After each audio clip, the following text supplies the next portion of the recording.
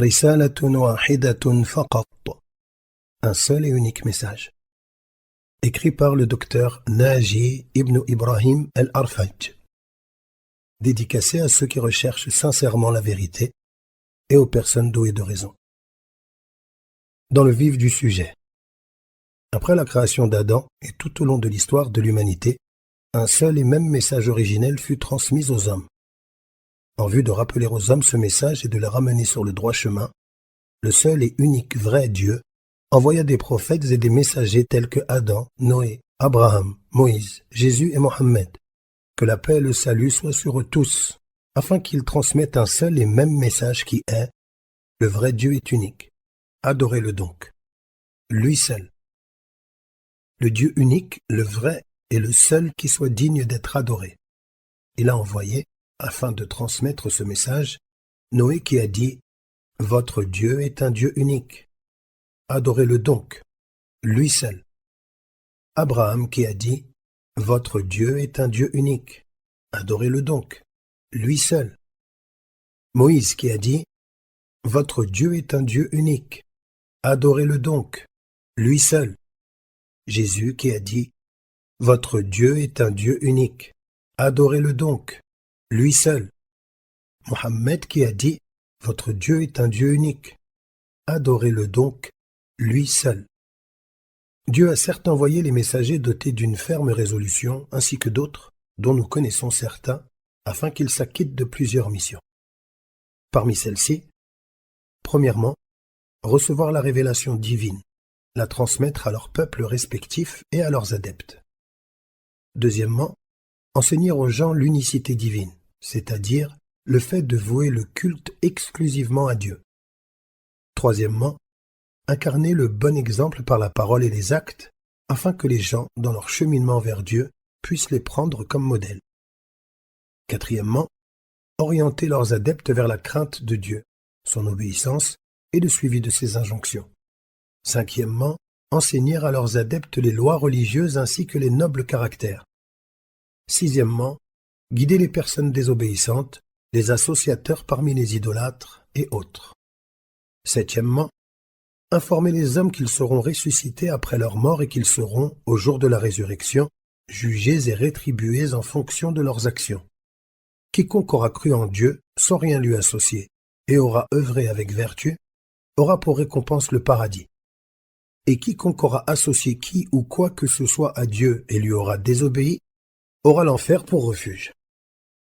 Les prophètes et les messagers ont été créés et envoyés par un Dieu unique. L'univers et tout ce qu'il contient comme créature attestent de l'existence de Dieu, le Créateur, et témoignent de son unicité. Dieu est le créateur de l'univers et de tout ce qui s'y trouve comme êtres humains, bêtes et insectes. Il est le créateur de la mort, de la vie éphémère et de la vie éternelle. Les livres considérés comme saints par les Juifs, les chrétiens ou les musulmans attestent tous de l'existence de Dieu et de son unicité. Lorsque celui qui recherche objectivement la vérité étudie la notion de divinité et de pur monothéisme dans la Bible et dans le Coran, il est en capacité de distinguer les attributs spécifiques et singuliers qui appartiennent uniquement à Dieu et dans lesquels aucune prétendue divinité ne s'associe à lui. Voici certains de ces attributs. Premièrement, le véritable Dieu est le Créateur, il n'est pas créé. Deuxièmement, le véritable Dieu est seul et unique, il n'a pas d'associé, il n'a ni père ni enfant. Troisièmement, Dieu est au-dessus des représentations humaines. Ici-bas, il ne peut être vu. Quatrièmement, Dieu est éternel. Il ne meurt pas, il ne s'incarne pas dans ses créatures ni ne prend leur forme. Cinquièmement, Dieu est autosuffisant et transcendant. Il se passe de sa création. Il n'a ni père, ni mère, ni épouse, ni enfant. Il n'a ni besoin de nourriture, ni de boisson, ni de l'aide de qui que ce soit. En revanche, les créatures que Dieu a créées ont besoin de lui. Sixièmement, Dieu se singularise par des attributs sublimes, parfaits et beaux dans lesquels rien ni personne ne s'associe à lui. Rien, par conséquent, ne lui ressemble. Il nous est possible d'utiliser ces caractéristiques et attributs ainsi que d'autres attributs par lesquels Dieu se caractérise de manière exclusive afin d'examiner et de réfuter toute autre prétendue divinité. Maintenant, permettez-moi de revenir au sujet de notre recherche évoquée ci-dessus. un seul et unique message, en mentionnant certains passages des Saintes Écritures et du noble Coran qui confirment la divinité unique de Dieu. Mais avant cela, j'aimerais vous faire part d'une idée. Certains chrétiens doivent certainement s'étonner et se dire « Il est clair que Dieu est unique. Nous-mêmes, nous croyons en un Dieu unique. Par conséquent, pourquoi un tel sujet ?» La réalité est qu'au cours de mes études et de mes diverses abondantes lectures sur le christianisme, mais aussi suite à mes nombreuses discussions avec des chrétiens, je compris que selon eux, Dieu, d'après la représentation que certains s'en font, englobait les points suivants.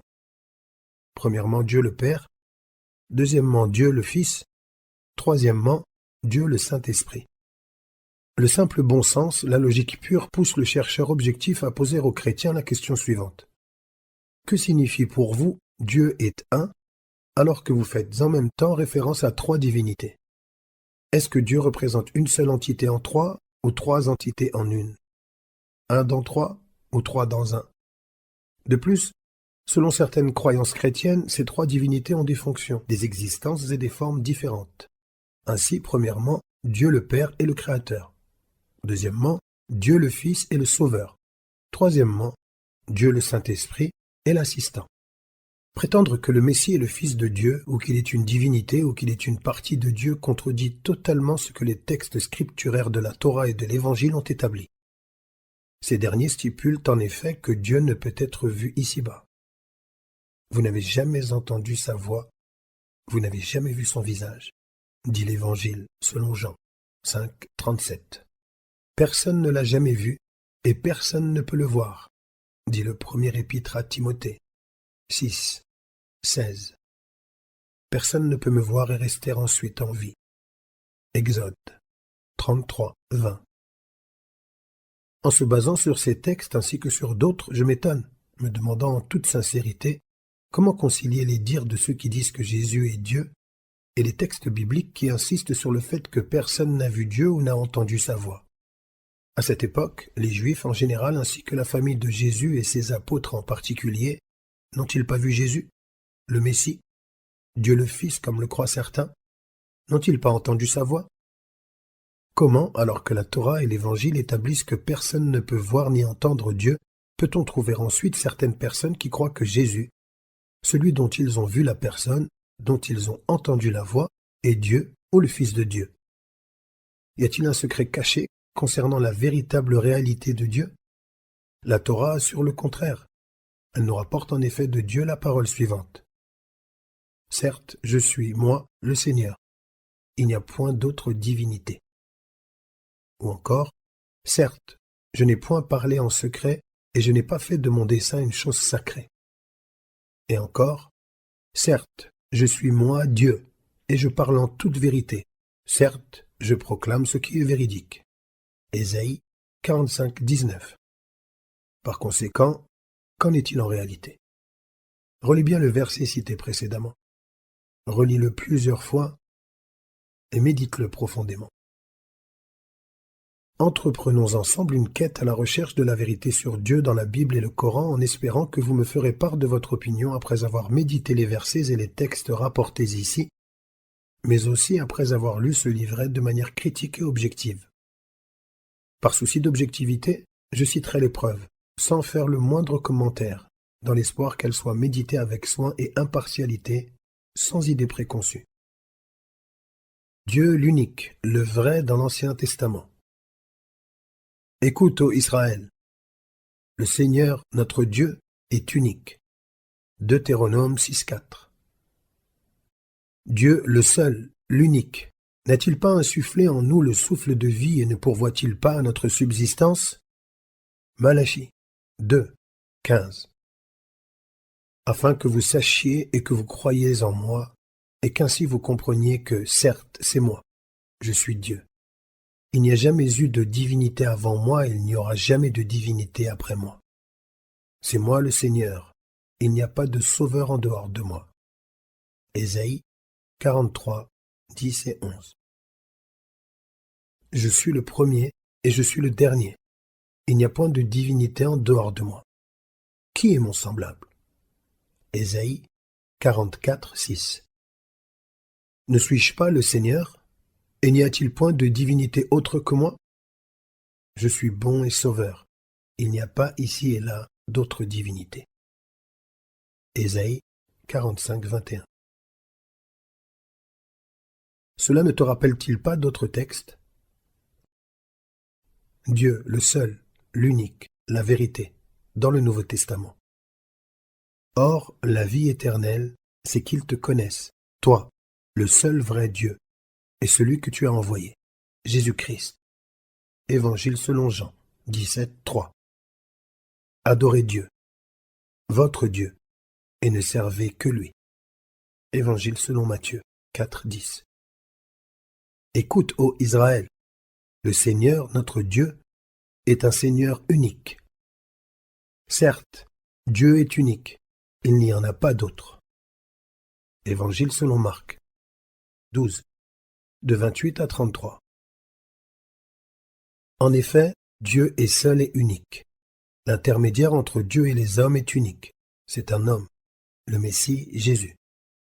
Première épître de saint Paul à Timothée 2, 5. L'un d'entre eux vint le voir, c'est-à-dire Jésus, et lui demanda: « Mon bon maître, que dois-je accomplir de bon afin d'obtenir la vie éternelle ?» Jésus lui répondit: « Pourquoi m'appelles-tu le bon? Il n'y en a qu'un qui est bon. C'est Dieu. » Évangile selon Matthieu 19, 16 et 17. Comme dans l'édition du roi James. Es-tu capable de citer d'autres textes scripturaires qui confirment que Dieu est unique, et non trois? Allah, l'unique et vrai Dieu, dit dans le Coran: dit, il est Allah, unique. Allah, celui qui se passe de tout et dont rien ni personne ne peut se passer. Il n'a pas engendré et n'a pas été engendré. Et nul n'est égal à lui. Numéro de la sourate 112, les versets de 1 à 4. Point de divinité excepté moi. Adorez-moi donc. Numéro de la sourate 21, verset 25. Certes, on mécru ceux qui ont dit: en vérité, Allah est le troisième de trois, alors qu'il n'y a de divinité qu'une seule divinité. Et s'ils ne cessent de le dire, alors certes, un châtiment douloureux touchera ceux qui ont mécru parmi eux. Numéro de la sourate 5, verset 73. Certes, votre Dieu est unique. Numéro de la sourate 37, verset 4. Y a-t-il donc une divinité avec Allah? Dis, apportez votre preuve si vous êtes véridique. Numéro de la sourate 27, verset 64. En réalité, ce message, l'unicité divine d'Allah, est le sujet fondamental contenu dans le noble Coran. Conclusion. Ces textes, ainsi que des centaines d'autres preuves issues de la Bible et du noble Coran, insistent sans laisser place au doute sur le fait que Dieu est unique et qu'il n'y a aucune autre divinité.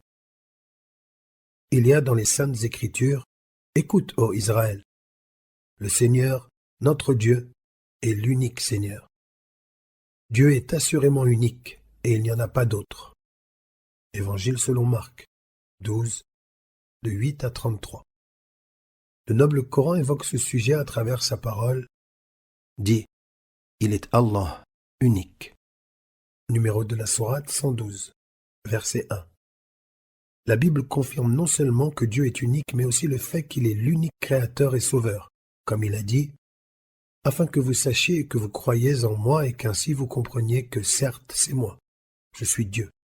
Il n'y a jamais eu de divinité avant moi, il n'y aura jamais de divinité après moi. C'est moi le Seigneur, et en dehors de moi, il n'y a point de sauveur. » Ésaïe 43, 10 et 11. Ainsi donc, la parole concernant le caractère divin de Jésus, du Saint-Esprit ou de quoi que ce soit d'autre n'a aucun fondement. Ces derniers ne sont que des créatures de Dieu, et n'ont aucun pouvoir. Ils ne sont ni des divinités, ni des manifestations de Dieu, ni une incarnation de lui ou une quelconque représentation. Rien ne lui est donc semblable, comme cela a été évoqué dans la Bible et le noble Coran. Et certes, Dieu s'est mis en colère contre le peuple juif lorsque dans leur égarement ces derniers prirent pour divinité un autre que lui.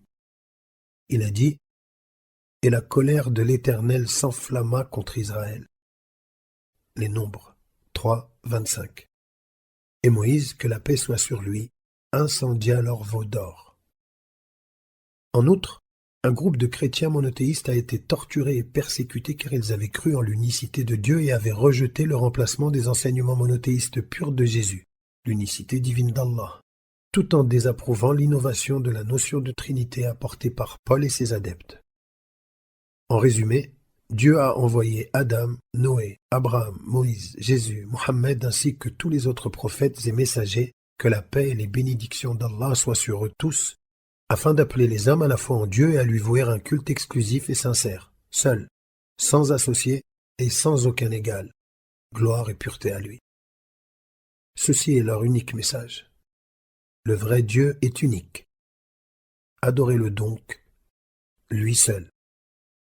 Étant donné que le message des prophètes et messagers est unique, leur religion l'est aussi. Par conséquent, quelle est la religion de ces prophètes et messagers? L'essence de leur message repose sur la notion de soumission à Dieu. D'ailleurs, cette parole exprime la signification du mot el-Islam et son acception dans la langue arabe. Le noble Coran a insisté sur le fait que l'islam est la véritable religion de l'ensemble des prophètes et messagers d'Allah. Il est aussi possible de poursuivre cette réalité coranique dans la Bible, car elle y est contenue. Nous poursuivrons cette réalité contenue dans la Bible dans le prochain livret, si Dieu le veut. Pour conclure, nous nous devons, afin d'obtenir le salut, d'accepter ce message en ayant foi en ce qu'il contient, mais aussi en étant véridique et sincère. Toutefois, cette œuvre ne suffit pas. Nous devons également croire en tous les prophètes de Dieu, ainsi qu'en tous ses messagers. Et cela inclut le fait de croire au prophète Mohammed, qu'Allah le couvre d'éloges et le préserve. Voilà le chemin qui mène à une vie éternelle de bonheur. Par conséquent, toi qui recherches sincèrement la vérité et qui souhaites le salut de ton âme, essaye de réfléchir à cela, maintenant, et avant qu'il ne soit trop tard. Avant la mort qui arrive à l'improviste. En effet, qui sait quand elle adviendra? Après avoir réfléchi et considéré attentivement avec intelligence et un cœur sincère ce sujet important et crucial, tu peux affirmer que Dieu est unique, sans associé, ni enfant. Tu peux croire en lui et l'adorer seul. Croire que Mohammed est un prophète et un messager au même titre que Noé, Abraham, Moïse et Jésus. À présent, tu peux, si tu le souhaites, prononcer ces mots. Ashhadu, j'atteste. En la ilaha, qu'il n'est de divinité digne d'adoration. Illallah, excepté Allah. Wa ashhadu, et j'atteste. Anna Muhammadan, que Muhammad, Rasulullah, est le messager d'Allah. Cette attestation de foi est le premier pas concret vers le chemin qui mène à la vie éternelle bienheureuse, et elle est la véritable clé qui ouvre les portes du paradis. Si tu décides d'emprunter ce chemin, tu peux demander de l'aide à un ami, à un voisin musulman, à la mosquée la plus proche, à un centre islamique, ou bien m'honorer en me contactant par téléphone ou par message. J'en serai ravi. Dis, ô mes serviteurs qui avez commis des excès à votre propre détriment. Ne désespérez pas de la miséricorde d'Allah. Certes, Allah pardonne assurément tous les péchés. En effet, c'est lui, le pardonneur, le très miséricordieux. Et revenez repentant à votre Seigneur, et soumettez-vous à lui, avant que ne vous vienne le châtiment, et alors vous ne serez point secourus. Et suivez la meilleure révélation qui vous est descendue de la part de votre Seigneur avant que le châtiment ne vous vienne de manière soudaine, sans que vous ne le pressentiez. Le noble Coran, numéro de la sourate 39, versets de 53 à 55. Il y a encore une chose, une dernière idée. Après avoir lu cet épître de manière consciencieuse et l'avoir médité, il se peut que des personnes sincères et sérieuses se demandent « Où est la vérité? Où est l'erreur? Que faire ?» Je discuterai de ces questions ainsi que d'autres dans mes prochains ouvrages, si Dieu le veut. Toute correction est la bienvenue.